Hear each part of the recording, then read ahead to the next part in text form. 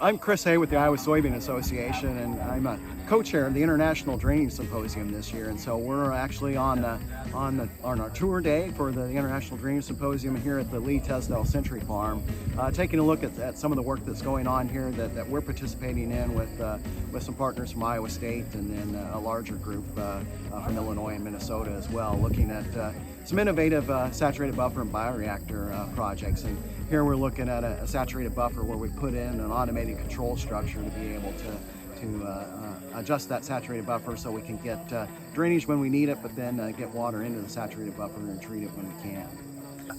So the idea then is on these non-ideal sites, by automating it and making sure that this actually is getting managed so that when we need the drainage, we're getting the drainage, but then when we can get it into the buffer, let's get all that water into the buffer. So we want to look at how much water are we bypassing, how much are we getting into the buffer, and then based on the treatment that we get, we can start to put the economics to what's the cost per pound or per kilogram of nitrogen removed. And then how does that compare to an ideal saturated buffer site? How does it compare to other practices?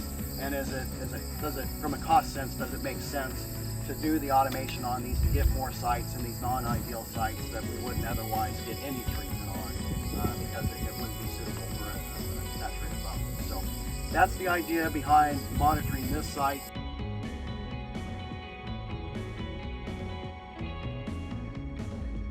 It's a farmer that went ahead and put in a site on their own back in 2015, and so as we started getting interest in the practice, we were able to connect with him, and he's allowed us to monitor that site, and we've got his historic yield data as well. So we've been able to look at the impact then of that drainage water recycling on his crop yield, but then also now with the monitoring, we can look at what the water quality impact of that practice is. And so it's giving us a lot of really good information on what the potential of that practice is in Iowa. And then it turns out that he also happens to be a participant in the Soil and Water Outcomes Fund, so another great tie to things that are happening at ISA. We've got a mix here, so we've got folks from the Midwest, and many of them have probably seen these practices, but it is the International Drainage Symposium, so we've got folks from other countries, we've got folks from outside the Midwest that probably have not seen these before, and so that's the idea behind the tours, is to get them out on the ground and be able to see some of these things in real life. Hi there, I'm Michael Dukes. I'm a professor at University of Florida in Ag Engineering. The Drainage Symposium itself was great for the technical content.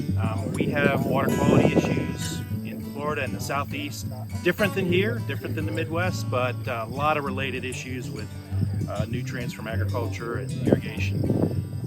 So the symposium was interesting, but the tours really topped it off. I've really enjoyed the tours. The nutrient trading was interesting. I think we're going to see that in other areas of the U.S. My name is Omar Javed, so I'm doing PhD from South Dakota State University. So being a part of International Drainage Symposium 2022, it was really a nice event.